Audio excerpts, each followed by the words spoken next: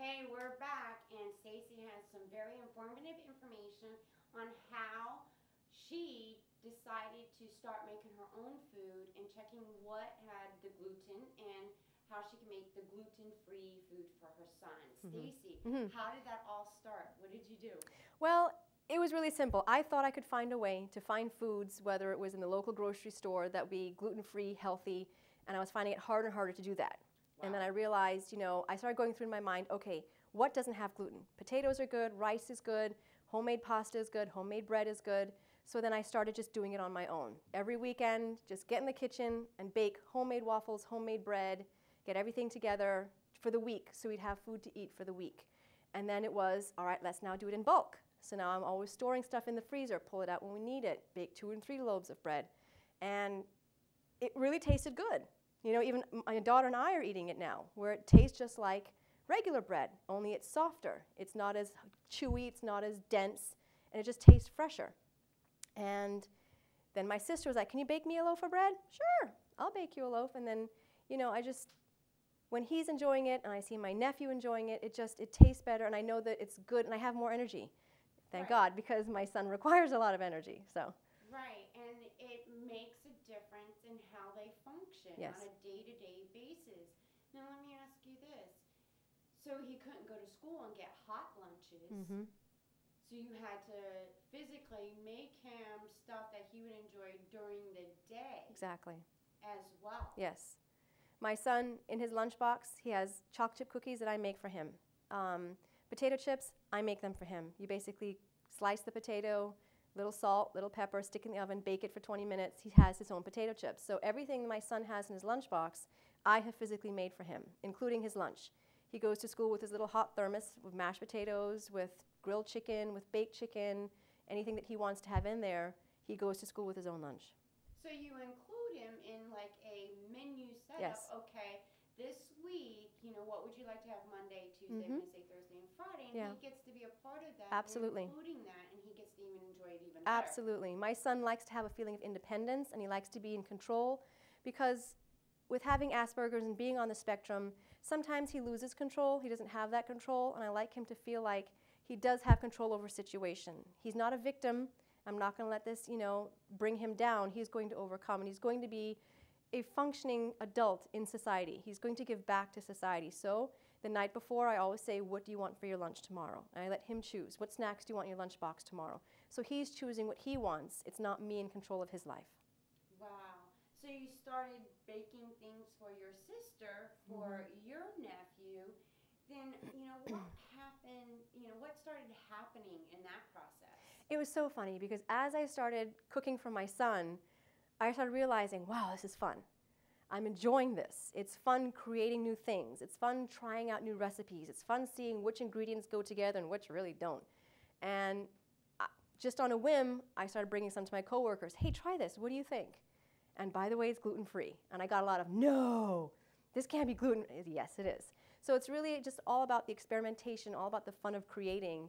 And honestly, it's spending time with my kids as well, because usually they're in the kitchen with me. Hey, Mom, can we try this? Let's try bake this. Let's try and do this. And we do it as a family. Well, I know for a fact from trying your delicious desserts, and my favorite, I must say, is the peanut butter balls. Yes. I so look forward to when I come in, and if they're on the front desk, oh, you got peanut butter balls, and They're gone. Myself. Yeah.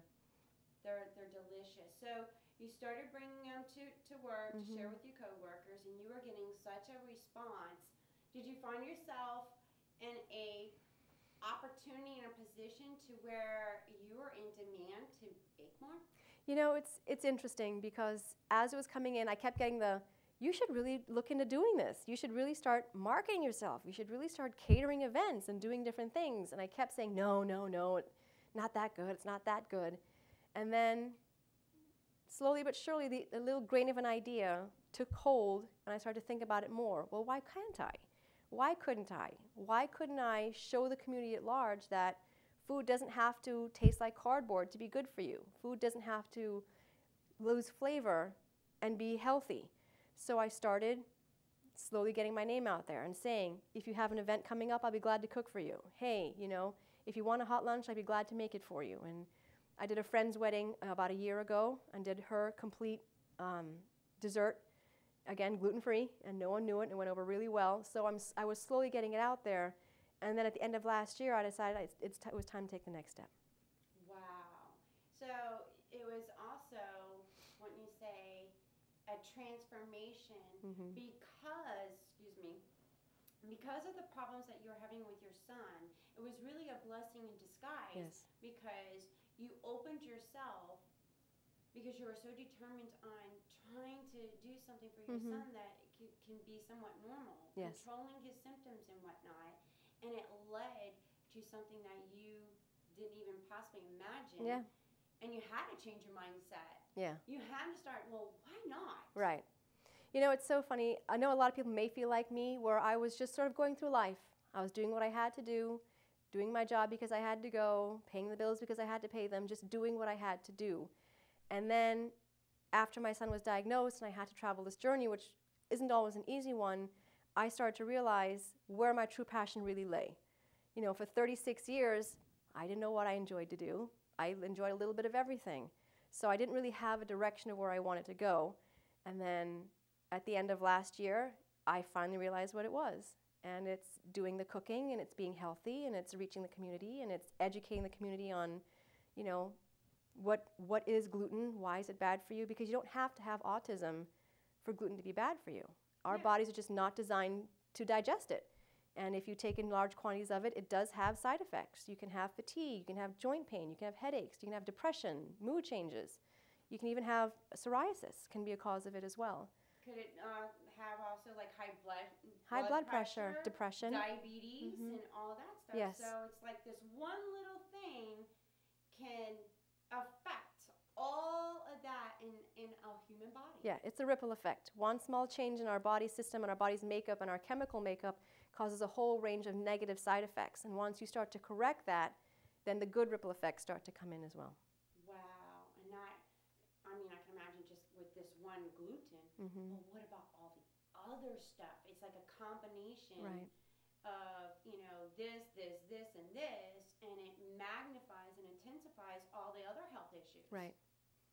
You've got more than one because of this chemical and interacting with this chemical, and it's having like a negative effect with our chemical intake that we already have. Right. I've done a lot of research on it, and 1 in 200 people in the United States, 1 in 200 has celiac disease, but 1 in 7 have gluten intolerance. So 40% of the United States population has a gluten intolerance and doesn't realize it. So if you're suffering from depression or joint pain or fibromyalgia or other things, check your diet. Chances are you're taking in too much toxin. So with all that research and study that you're doing, wouldn't you think that the doctors would be, you know, aware of this or have somewhat knowledge about this? You know, again, I'm not out here to point fingers, but it's the research companies that want to stay in business. And how do they stay in business? Prescribe you a pill. Here, take this, you'll feel better. Here, take this, you'll feel better. Here, take this, you'll feel better. You know, there's Prozac, there's Valium, there's Xanax, there's everything out there under the sun, and you take a pill for this, but then take a pill for these side effects, then take a pill for those side effects, and take a pill for those side effects. Why? Yeah, but then again, those pills can have side effects. Exactly. For taking them. So it's like really like a misleading and just plain, to me, stupidity of why would I take that? You know, if I take that, I'm going to get that side effect. Right. You know, but if I'm eating this with this in it, here's what's going to cause this problem kind of thing. So it's like really... It's a very dangerous catch-22 to be in. Yes. And that's one of the main reasons where with Jacob, what I do a lot of the times is I change his diet and I change the way I talk to him, I change the way I interact to him because I don't want him to become dependent on medication. Is he on medication? Yes. But very small amounts and only one because I want him to be in control. And I want him to feel and realize that he is not a slave to his medicine. His medicine is there to help him focus. He's in control the rest of the way. Wow. So with all of this, and you know, you're starting to actually reach out and try new things, and I do believe that you have something else to share with us.